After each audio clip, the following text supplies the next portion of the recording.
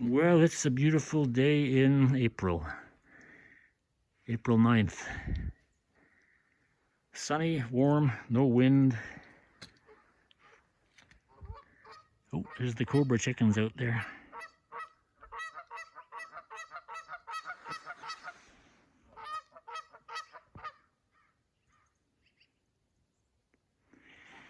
So today, April 9th, is actually 10 years since I took the first drive in the old Merc.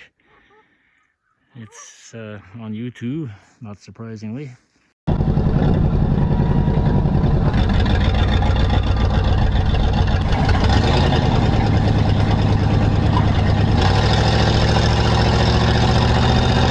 Our snow is going slowly. I'm really tempted to fire up the Merc and take it out for a drive, but where the snow is melting, there is mud, and my driveway is part of that problem. So I guess we're going to stay in the shed for today, but one day soon, get out there and raise a little dust. Just doing a little bit of cleaning and greasing down here on the front suspension.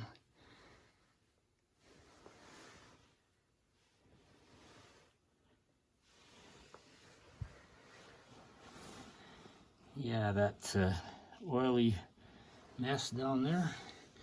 You wouldn't believe it, but the steering box, I pumped a lot of cornhead grease into it years ago because it was leaking oil a bit, and I thought, well, it'll be fine now, but apparently the lower seal on that steering arm is worn to the point that even cornhead grease, I guess the liquid part of it, is leaking out. So I'll have to recheck the level on that. The steering is good and tight, it drives just fine, but there seems to be seal wear. I also see I did not replace the driver's side brake hose. I did the passenger side. I'm pretty sure I bought the pair for the front end. I know I got the rear one because that one was totally destroyed, and that was one of the first things I installed. But this front one on the left apparently was still, I considered it didn't need replacing, and boy, it's hard to get that headlight in the right place. But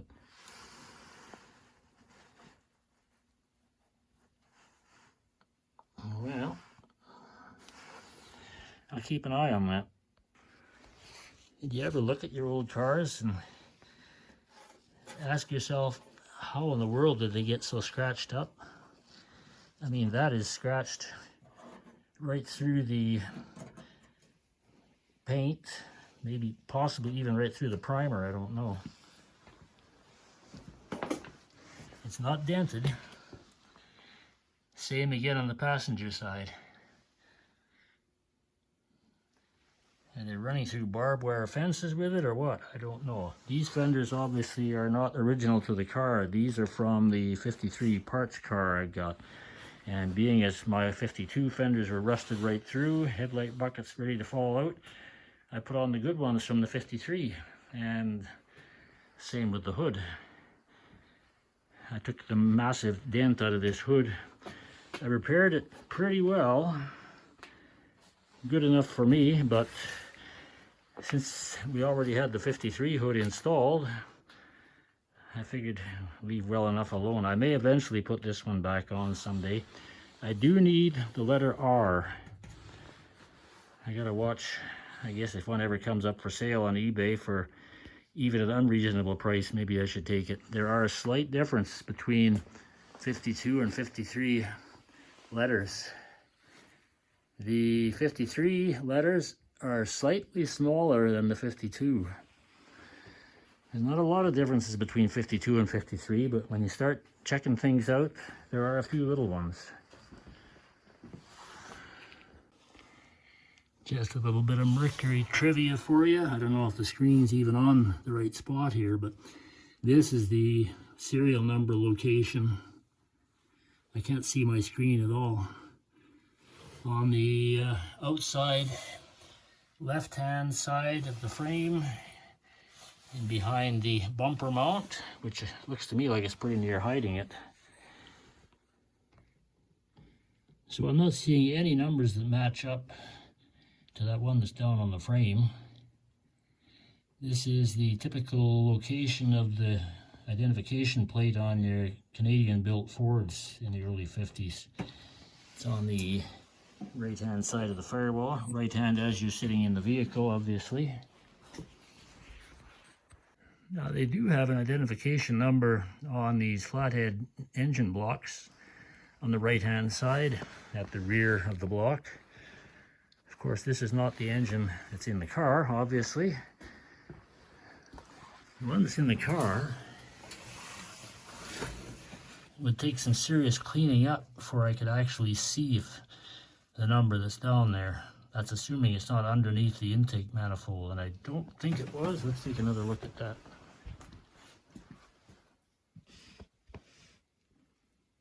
Yeah, it should be out in the open. Another tip on these early 50s Ford and Mercurys. These hood hinges are fairly fragile. These on this car have survived pretty well, but the parts car, the 53 that I bought, those hinges were completely wrecked. I don't know if the wind caught it or what, but I've read that these are a weak hinge and it's not uncommon to have them bend and break, and they are very expensive. There are replacements made, but I believe you're looking at about $500 for the pair. Used ones, well, good luck finding a used one and getting them off. You pretty much got to take the fender right off, because the inner mounting spot for these hinges is in behind the fender.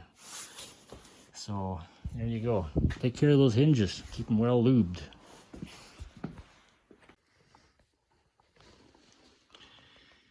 And there's your body number down here on the passenger side door frame, just below the hinge, top hinge.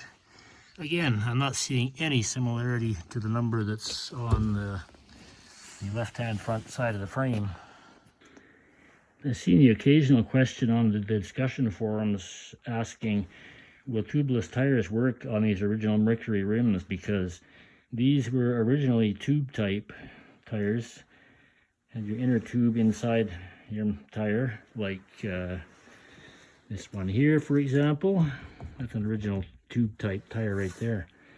But I experimented, installed tubeless tires on these Mercury rims, and they work just fine. They hold air.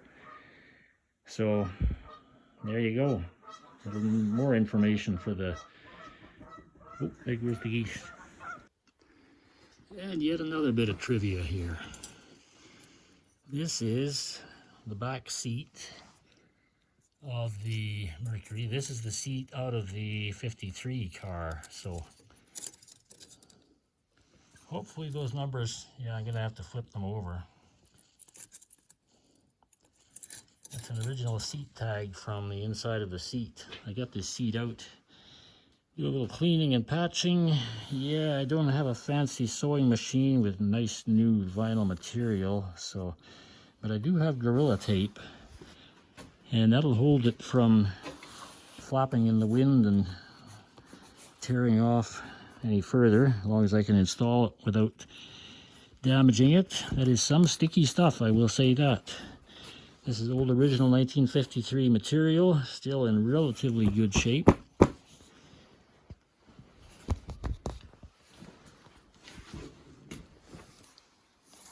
It's a type of, I don't know what they call it, leatherette or vinyl. It's actually surprisingly good. I think that side over there that's damaged, it was not old age that did it. I think it was probably somebody poked something into it when they were getting into the car, or loading some tools or something into it, and they poked right through there, and then right in the front, right through there. I don't think tape is going to hold on that, but anyway, it's a lot better than it was. There was a gaping hole there before. All right, they're out of here.